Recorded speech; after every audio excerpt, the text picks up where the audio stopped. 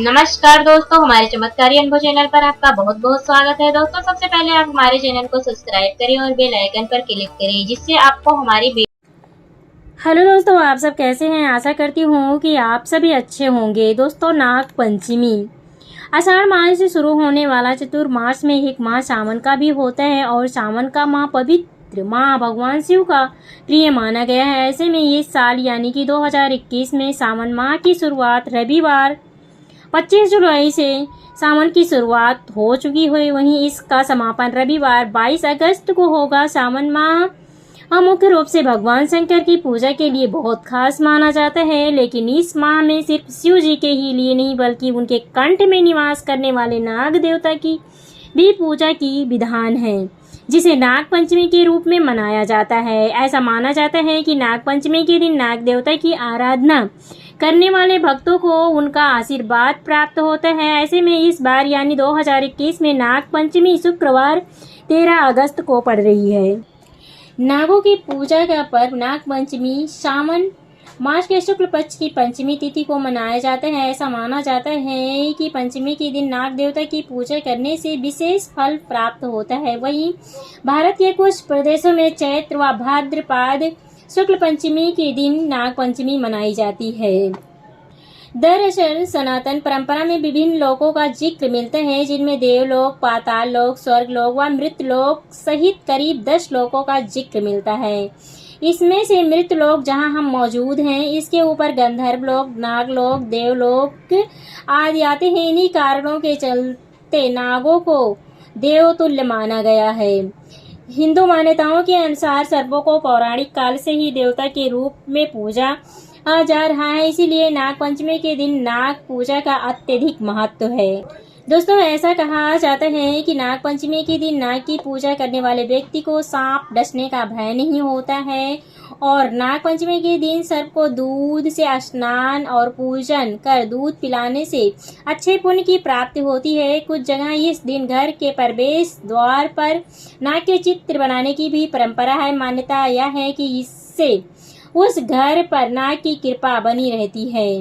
इस दिन भक्त पूजन के लिए नाग देवता के मंदिर में जाकर प्रतिमा पर दूध व जल का अभिषेक करते हैं, धूप दीप जलाएं और नाग देवता की प्रार्थना करते हैं। कहा जाता है जो लोग नाग देवता की पूजा करते हैं उनके परिवार को सर्प का खतरा नहीं रहता है। नाग देवता की पूजा के लिए विशेष मंत्रों का भी उच्चारण किया जाता है, जैसे सर्वे नागा प्रियंता मेयम केचित पृथ्वी बीतले ये चाहेली मारिष्ता यंतरे दिव्य संस्था ये नदीश महानागा या सरस्वती गामिना या चा वापिता ड़गेश तेषु सर्वेश वैम नमः।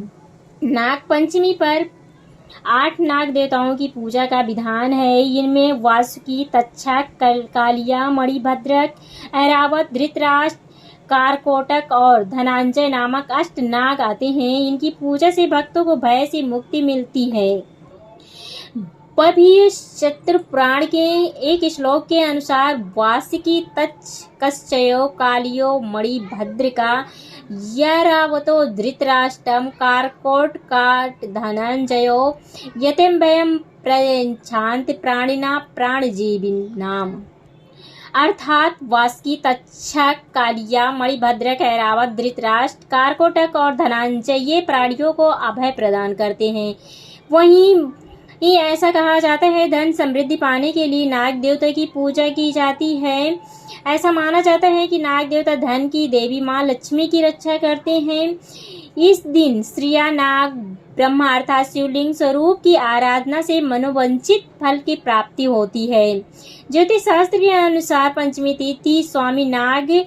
ऐसे में इस दिन अष्टनागों की पूजा का प्रधान रूप से की जाती है। अष्टनागों के नाम में अनंत, वासुकी, पदम, महापदम, तक्षक, कुलीर, करकट और शंख हैं। इस दिन कई लोग शिव मंदिर में जाकर नाग देवता की पूजा करते हैं। इस व्रत के देव 8 नाग माने गए हैं। इस दिन अनंत, वासिक, पदम, महापदम, तक्षक, कुलीर, करकट और शंख नामक अष्टनागों की पूजा की जाती है। चतुर्थी के दिन एक बार भोजन करें और पंचमी के दिन उपवास करके शाम को भोजन करना चाहिए। पूजा करने के लिए नाग चित्र या मिट्टी की सर्प की मूर्ति लकड़ी की चौकी के ऊपर स्थान दिया जाता है। फिर हल्दी, रोली, लाल सिंदूर, चावल, फूल चढ़ाकर नाग देवता की पूजा की जाती है। उसके बाद कच्चा दूध, घी, चीनी मिलाकर लकड़ी के पट्टे पर बैठे सर्प देवता को चढ़ाया जाता है। पूजा करने के बाद सर्प देवता की आरती उतारी जाती है। सुविधा की दृष्टि से किसी भी सपेरे को कुछ दक्षिणा देकर वह दूध तो सर्प को पिला सकते हैं। दोस्तों, अंत में नाग पंचमी की कथा अवश्य सुने। नाग पंचमी की पूजा से पहले करें मनसा देवी की पूजा। जानिए 6 रहस्य। मां मनसा देवी जगत प्रसिद्ध और चमत्कारिक मंदिर हरिद्वार में गंगा किनारे हर की पैड़ी के उधर पहाड़ी पर स्थित है। यह बहुत ही ऊंची पहाड़ी है, इसलिए अधिकतर लोग यहाँ पर ट्राम के द्वारा पहुंचते हैं। मनसा देवी माता के मंदिर में कई ऐसी बातें हैं जो विरोधाभासी है। हमने भी यहाँ कई सभी समेटा है। तो दोस्तों, आइए जानते हैं मनसा देवी के 6 रोचक रहस्यमयी जानकारी। नंबर 1, ऋषि कश्यप की पुत्री मनसा। कई पुरातन धार्मिक ग्रंथों ने इनका जन्म ऋषि कश्यप के मस्तक से हुआ है, इसीलिए मनसा देवी के नाम से इन्हें जाना जाता है। शिव की पुत्री होने का भी जिक्र किया गया है, इसीलिए यह मान्य है कि हाँ, शिव में उन्होंने शिक्षा दीक्षा अवश्य ग्रहण की है। इस संबंध में अन्य जो भी कथाएं हैं वो दोषपूर्ण हैं। नंबर 2, मनसा देवी के पति। अधिकतर जगहों पर मनसा देवी के पति का नाम ऋषि जरात्कारु बताया गया है और उनके पुत्र का नाम आस्तिक है, जिसने अपनी माता की कृपा से सर्पों को जन्मेजय के यज्ञ से बचाया था। बहुत सी जगह पर वासुकी नाग को उनका भाई बताया गया है, अतः यह माना जाता है कि वासुकी उनके पति हैं या संदेशपाद है। आस्तिक ने ही वासुकी को सर्प यज्ञ से बचाया था। नंबर 3, मनसा देवी ने किया कठोर तप। लोग कहते हैं कि मनसा देवी माता ने भगवान शंकर की कठोर तपस्या करके वेदों का ज्ञान और श्री कृष्ण मत प्राप्त किया था। कल्पतरु मंत्र कहलाता है। इसके बाद उन्होंने राजस्थान में पुष्कर में पुनः तप किया और श्री कृष्ण के दर्शन प्राप्त किए। भगवान श्री कृष्ण ने उन्हें वरदान दिया था कि वो तीनों लोकों में तुम्हारी पूजा होगी। नंबर 4, देवी मनसा की पूजा। मनसा देवी की पूजा बंगाल में गंगा दशहरा के दिन होती है, जबकि कहीं कहीं कृष्ण पक्ष पंचमी को भी देवी की पूजा की जाती है। ऐसा माना जाता है पंचमी के दिन घर के आंगन में नागफनी की शाखा पर मनसा देवी की पूजा करने से विष का भय नहीं रहता है। मनसा देवी की पूजा के बाद ही नाग की पूजा की जाती है। नंबर 5, मनसा देवी का स्वरूप। मनसा देवी को सर्प के और कमल पर विराजित दिखाया जाता है। कुछ जगहों पर हंस पर विराजमान बताया जाता है। कहते हैं कि 7 नाग उनके रक्षण में सदैव विद्यमान रहते हैं। उनकी गोद में उनका पुत्र आस्तिक विराजमान है। इनका मनसा देवी का मंदिर। इनका मंदिर प्रसिद्ध हरिद्वार में स्थापित है, जो कि एक शक्ति पीठ है। हरिद्वार शहर में शक्ति त्रिकोण है।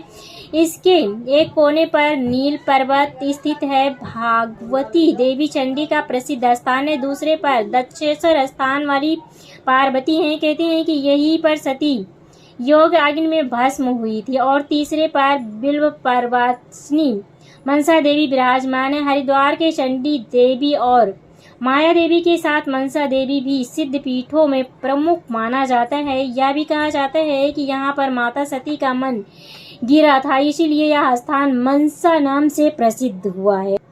ये भगवती कश्यप जी की मानसी कन्या है तथा मन में उद्दीप होती हैं, इसीलिए मनसा देवी के नाम से विख्यात हैं।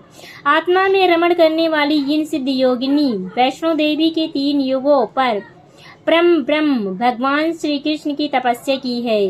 गोपीपति परम प्रभु उन परमेश्वर के इनके वस्त्र और शरीर को जीर्ण देखकर इनका जरत्कार नाम रख दिया था। साथ ही उन कृपा निधि ने कृपा पूर्वक इनकी सभी अभिलाषाओं को पूर्ण कर दी थी। इनकी पूजा का प्रचार किया और स्वयं ही इनकी पूजा की। स्वर्ग में, ब्रह्मलोक में, भूमंडल और पाताल में सर्वत्र इनकी पूजा प्रचलित है। महत्वपूर्ण जगत में अत्यधिक औरवारणा सुंदरी और मनोहरिणी एवं अतिथियों में साध्वी देवी जगत गौरी के नाम से विख्यात होकर सम्मान प्राप्त करती हैं। भगवान शिव ने शिक्षा प्राप्त करने के कारण ये देवी शैवी कहलाती हैं। भगवान विष्णु की ये अनन्य उपासिका हैं। ऐसा माना जाता है, लोग इन्हें वैष्णवी भी कहते हैं। राजा